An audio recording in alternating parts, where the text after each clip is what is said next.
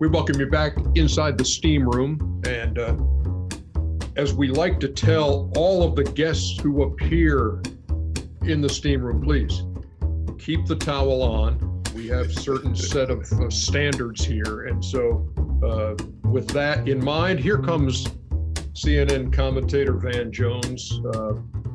Thank you so much. It's our pleasure to have you. And thank you as a guy who's very busy at this time for making this time for us. We appreciate it, Van.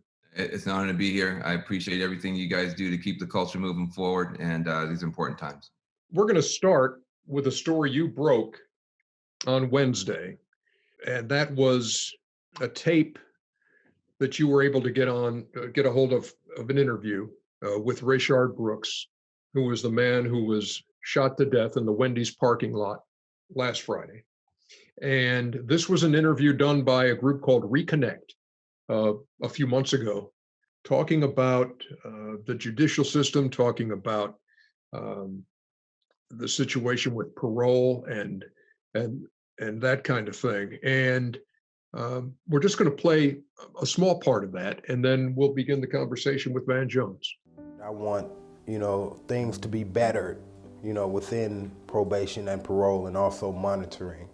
If you do some things that's wrong, you pay your debts to society, and that's the bottom line. I just feel like some of the system could, look at us as individuals, not just do us as if we are animals. We do have lives, It's just a mistake we made. It's hurting us, but it's hurting our family the most. I feel like it should be a way for you to have some kind of person, like a mentor assigned to you to, keep your track, keep you in the direction you need to be going. But here yet, I'm trying.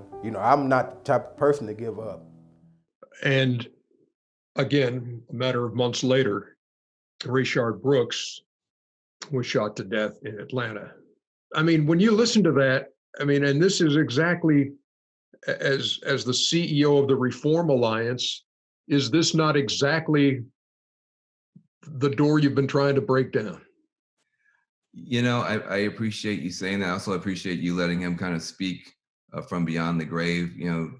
Nobody's perfect. He certainly made mistakes. He was involved in credit card fraud, got popped, wound up on probation. But the opposite of criminalization is humanization. Everybody has a story. And so it's so important to at least know the story behind the headline. This is not just a policing story. It's also a probation story. We have this big irony, which is that our police, and I'm from a law enforcement family, nobody has more respect for the cops than I do, but objectively, they have an awful lot of power and often not enough oversight, not enough checks and balances. Ironically, people coming home from prison probably have too much oversight, especially when you're talking about somebody on probation, not talking about parole, somebody on probation. But why did he run? Why was he acting the way he was acting? If you're on probation and you have any contact with law enforcement at all, even if it's a minor thing, you go back to prison. So he's staring down the barrel of public intoxication, which means he could be in prison for 6 months to a year. He's just gotten his life back in order. He's with his kid's mom. He has an apartment. He's looking down the barrel. Oh my God, I'm drinking in public. I wake up, these cops are here. He panics. Now listen, no excuse for the panic, but you can understand that he's looking down the barrel of losing his liberty, losing everything over something so small, and he wound up losing his life. So this is a crash of a need for police reform and more police restraint, but also a need for probation reform. It just shouldn't be so hard for these guys to get back on their feet. We should be in the homecoming business. Once you pay your debt and you come back home, you're going to have some restrictions. You're going to have to be, monitored. But the way that we do it, 15 years of probation, 20 years of probation, you got to check in with your probation officer, driving across town, taking a bus across town to sit there for 2 hours to have them check a box. But you also have to be at work. But what job is going to let you do that? If you lose your job, you go back to prison. If you miss a meeting, you go back to prison. It's so many catch-22s, a none could not easily navigate probation. People go back to prison for technical violations, having committed no new crimes. They just can't keep up with all these restrictions. And so you hear this guy sitting there talking about wanting to be a good dad, talking about trying to comply with all this stuff, saying, I don't have any direction. I need somebody to help me. And instead of getting a shot, he got shot, and now he's gone. And I just don't want it to be seen as one thing that happened to Wendy's or whatever. There's 4.5 million people in the country on probation and parole right now. There's 2 million people in prison. Everybody talks about mass incarceration. What about mass supervision? You got twice as many people on probation and parole, and it's a revolving door. They're having such a hard time getting off, even the ones who are trying hard. If you're on probation and parole, you're out there robbing cars or banks or selling drugs, bye-bye, back to prison. Nobody's arguing about that. I'm talking about the ones who are trying, who aren't committing any new crimes, but they just can't keep up with all these different rules and restrictions. And it's not a month, it's not a year, it's 2, 3, 4, 5 years. And at some point they wind up making a mistake. And then even though it's not a crime, it's still a mistake, back to prison. That creates that desperation, which I think we've got to get people calm down on. It's not helping anybody when people are that desperate. But isn't the system designed, because we're making so much money on prisoners, isn't the system designed to keep you in the system? Yes. See, then that's what nobody wants to talk about, Charles. We have an $80 billion a year incarceration industry. I don't call it mass incarceration, as other progressives do. I call it incarceration industry. Let's just talk about it what it is.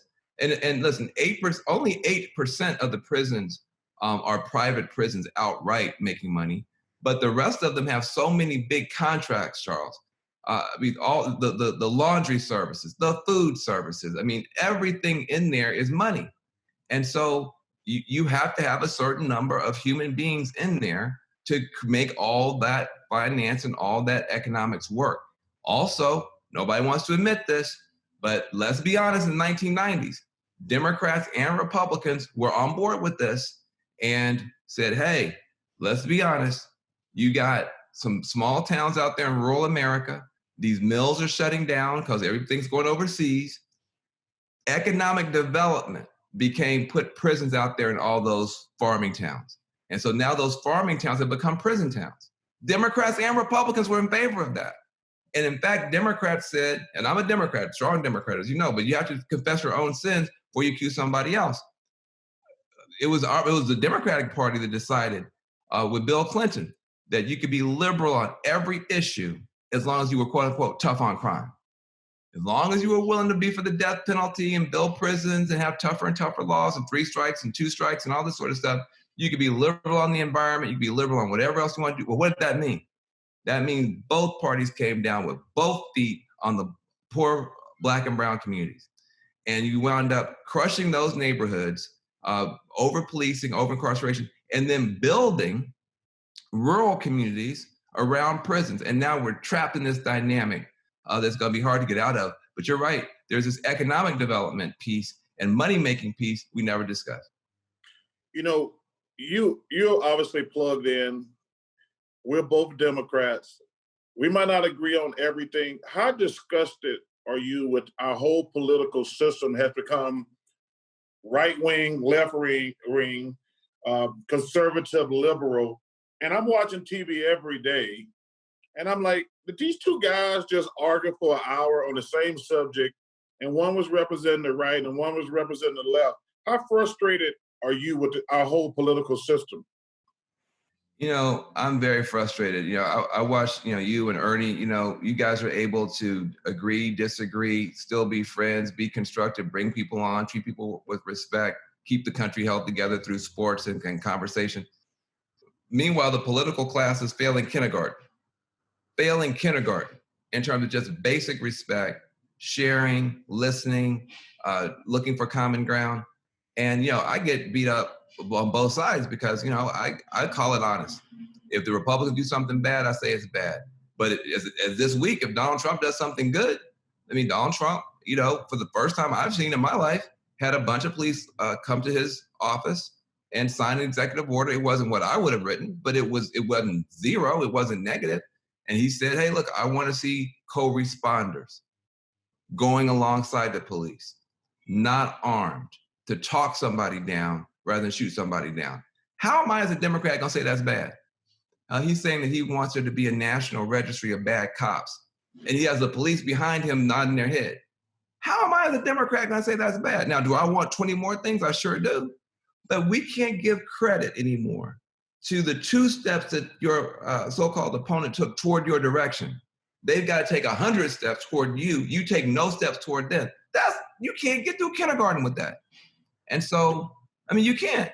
And so, yeah, I'm very frustrated.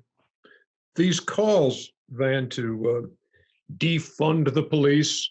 Number one, how does that idea sit with you? And is it a question of defund the police versus reform the police, or what am I missing? You know, this has become very delicate because the driving force for this whole conversation getting to where it is has been 2 things. One has been technology, these cell phones, these camcorders, but the other has been a new generation of mostly young Black young people and their allies, and they say stuff different than I would say, and they come at it different than I would come at it. So I never try to speak for them. I do try to speak up for them. I think what they mean is so much. If you got to take it from their point of view now. If you're in your teens and 20s and you're looking at the way your city functions, the overtime budget for a lot of police departments is bigger than your whole youth summer employment program. It's bigger than a lot of, so you're saying, wait a minute, why is so much money going to that and not going to help me? And so from their point of view, they're saying it's not just the brutality, there's a mismatch on the money side that they want to see addressed. Now, I wouldn't have said defund the police, because I think when you say that, it sounds like you're saying you don't want them to have any money. Yeah. And then you're going to have, I mean, shoot, even the people marching want the police to arrest the bad cops. So even the people marching want some police. So, yeah. You know, even the people marching want the bad cops to go to jail. So they want some cops and some police. So, but when you say defund, I think it lands badly. The other thing I think they miss, though this may get corrected over time, and I would never lecture the next generation because I didn't want to be lectured when I was coming up. But they may not have thought as carefully about the fact that a lot of police officers do not want to be asked to go into neighborhoods where there is nothing, to go into neighborhoods where there's no social services, there's no counselors, there's no coaches, there's no social programs, and then the cops have to be the counselor, the marriage counselor. You know, when they knocking on a door for domestic violence, they have to be the therapist for the homeless person who's freaking out. They have to do so many things that are not even about policing. They don't like it either. So there could be a coming together of this young generation and law enforcement to say, let's rebalance some of these functions, make your job easier, officer, and have some real coaches and counselors and therapists to be employed. And we could have a community that's easier for you, officer, to be able to patrol, that you could have that conversation. That's me as an old guy, being born in 1968, I'm in my 50s. That's how I would say it. But I understand that when I was younger, I didn't say it that way. I didn't see it that way. So we're in this, we got to co-author a way forward between this younger generation and those of us who see it slightly differently, and law enforcement and Republicans and Democrats. This slogan has created a lot of conversation, has created a lot of heat. Hopefully it creates some more light and we can move forward. That's my delicate way of trying to handle, I think, a tricky slogan. Well, you said something really, and I'm trying to teach these young guys who are like, quote unquote, woke and all this other stuff. You said the word ally. Because I tell them, I said, guys, if y'all just want to take, you're not building allies, you're alienating people. And it is a slippery slope. But I think we have to be really careful, because I says, we need allies, but I think we're really getting close to alienating a lot of people. That's my biggest concern. Hey, listen, the future has not been written. The crazy thing about 2020, you can tell this is a year that's going to be talked about 20 years from now, 100 years from now, the same way they talked about 1968. There's so many things that have happened this year, and we're not even halfway through. there's still more of 2020 to get through than we've been through. And we've already had plagues, pandemics, quarantines, curfews, riots, murder hornets, an impeachment, Kobe died. I mean, this year has been insane. But I see it could go one way or the other. We could be on a pathway toward 10 American cities on fire by the end of the summer if we keep having these videos and the government doesn't respond. And now we're having people being lynched, actual lynchings. You've now seen 4 or 5 mysterious Black men being literally hung by ropes, and nobody's talking about that. So you could be in a pathway toward 10 American cities on fire and a catastrophe. But I think if we work on it, it's more likely that we're going to wind up with us developing ways to listen to each other better. I'm hearing for the first time in my life, millions of white people coming and saying, hey, racism is much worse than I thought. The system is way worse than I thought. And then the key, what can I do? Now, Black folk, oh, I'm so frustrated. I'm tired of that. They should do that. Oh, wait. When have you ever seen 20, 30 million white Americans ask Black Americans for leadership on a topic of any kind, let alone this? There is an opportunity for us, and I think you put it perfectly. Do we want allies or alienation?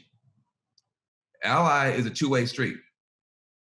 We want respect, got to show respect. It's got to be a give and take. Alienation is very easy. Just tell everybody go to hell, and when somebody comes to the party and they want to be a part of it, you say, well, you're late to the party.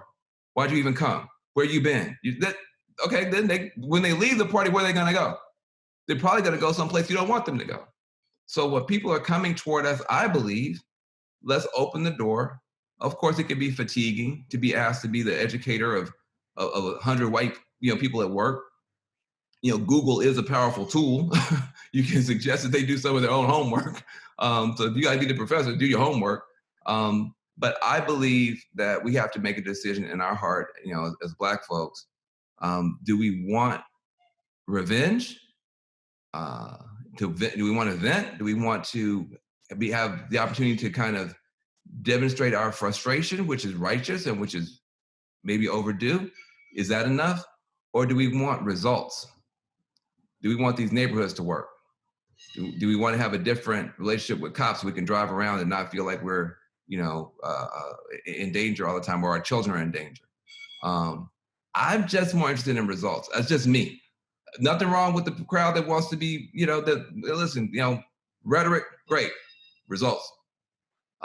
Outrage, wonderful. Outcomes. Yeah. That's what I'm focused on. And that requires a different mindset. If it's okay, can I read something? Chuck, I want to read something, and Van, because I've been into this book, White Fragility by Robin DiAngelo. Highly recommend. And and so Van, you were born in '68. You were born a matter of months after Dr. King was assassinated. Yes, sir. And 5 years after the I Have a Dream speech. Yes. And what Robin DiAngelo writes, which is one line of King's speech in particular, that one day he might be judged by the content of his character and not the color of his skin, was seized upon by the white public because the words were seen to provide a simple and immediate solution to racial tensions.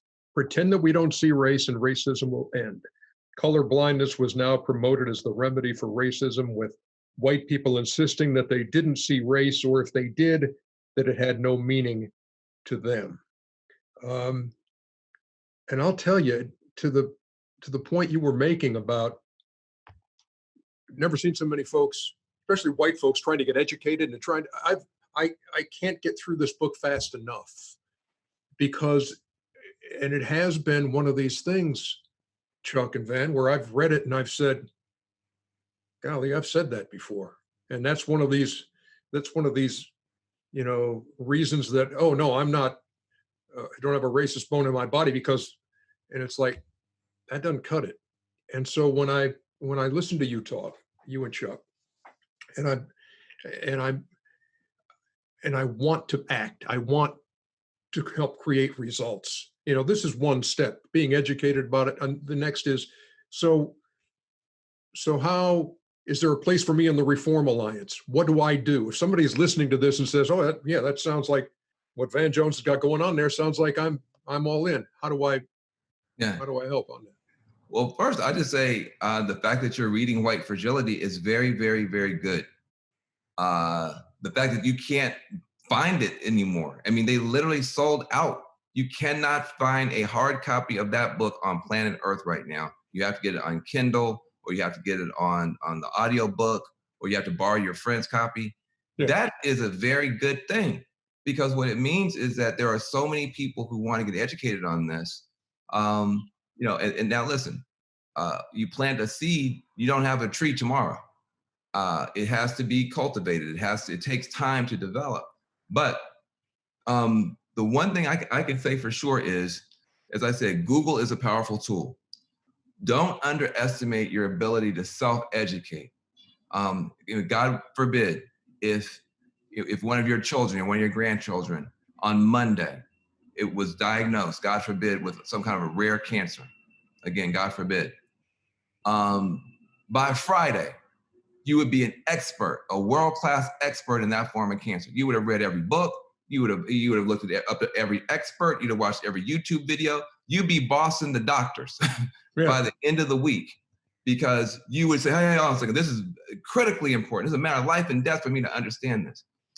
Sometimes opportunities show up, some new cryptocurrency. I got a lot of white friends in Silicon Valley. New cryptocurrency comes on the scene on Monday. They know everything about it on Friday. So Google is a powerful tool, and people can learn very, very quickly when they feel motivated. Right now, people are feeling motivated. And so whether it's the new Jim Crow or White Fragility or watching the 13th on Netflix, or watching all 10 episodes of Eyes on the Prize, parts 1 and 2 with your family, which is designed by PBS to teach this stuff, Eyes on the Prize, the whole history. These are steps that people can take. And then I think once you know better, you can do better. So then I think people always say, well, I want to go join some new organization, or I want to go give money to this. Listen, there are great groups out there. But where you are right now is where you have the most power. Where you work, where you pray, where you play, that's where you have the most power. And I get along really well with, as Chuck knows, with white Trump supporters. I'm a Democrat. I've never voted for a Republican, never plan to. But I get along with them well because my approach to them is simply say this. They see me coming. They see I'm black. They know I work for Obama, and they know I work at CNN. So they say, look, and I tell them, I said, you probably would assume that I'm mad at you. And I would say, you would be correct, but not for the reasons that you think. I'm mad at you because I need you. I'm mad at you because I need you. I cannot have the country I want without you. And here you are, good men, good women. You've raised good families. You've learned a skill or a trade. You know how to work a business. You're often in your houses of worship. You're the best neighbor anybody's ever had. And in your own state, maybe sometimes 30 minutes from here, there are kids going to bed hungry, some who have never met their fathers because their fathers are in a grave or in prison. And where are you? We need you. You need those kids too, by the way, because those kids are magical and genius and amazing, and they'll bring you back to life in a way you can't imagine. But they need you. These are American kids. You say you love America, you gotta love all Americans. It's all American kids. And most kindergartens now, I don't care where you are, most kindergartens now, they got a lot of black and brown kids, sometimes more than the white kids. We need you. We need each other. And when you respect people in that way, I'm not calling them out for what they haven't done. I'm calling them up based on their greatness to what they can do. And that creates an opportunity for us to come together. So where you work, where you pray, where you play, where are the black people? Are they just working in the kitchen? Or pushing a mop? Nothing wrong with that. All work is dignified, but how come they're not in the boardroom? How come they're not in the pipeline? It's not just the intellectual capital, it's the social capital that determines your access to financial capital. Everybody knows that. It's not just what you know, it's who you know that determines whether you're gonna get that job, that promotion, that introduction, that exposure, that chance to go to that convention. And so who are you mentoring? Who are you reaching out to? And you say, well, shoot, I tried to do it. I don't know how, I feel nervous. We got to get comfortable with being uncomfortable. And we got to have an equality of discomfort. Because if you're a person of color, especially at first, Charles Barkley is comfortable wherever he goes. But younger Charles had to learn how to do that. He had to learn how to go play golf and go to different places. Somebody had to teach him that. You can't just, be like Charles Barkley. Well, hell, if I had Charles Barkley's talent and mentorship, I might be Charles Barkley. But most people don't have that. So you have to then ask yourself the question, am I building that ladder? Am I reaching out to that historically Black college and calling that college president and saying, hey, send me some kids. I want to be helpful. Am I reaching out to those Black preachers, the T.D. Jakes of the world? Hey, I know you got some entrepreneurs and sitting in your pews that can't get access to market. I want to help. That's the way that we begin. And then now it becomes natural because you can't talk bad about Black folk now. They're my friends. I'm working. I see what they're going through. And it becomes something that becomes natural and becomes like everything else in America based on organic, goodwill and good feeling. But I say, listen, the first step is getting educated. And I'm never going to blame anybody for trying to learn something about this situation who's white. And then the next step is use the power you are right now. Oh, I don't know what group to support. What group are you in right now? Make that group more useful, and then we'll get somewhere. Am I wrong, Charles? You are correct, brother. One of the reasons I was, hey, listen, I told you, I admire you. I respect you. CNN is lucky to have you. And the thing that I glad people get an opportunity to hear you speak, because I think just like you, man, I need some results. I'm not going to get on here and yell and scream. I said, because we all in this thing together.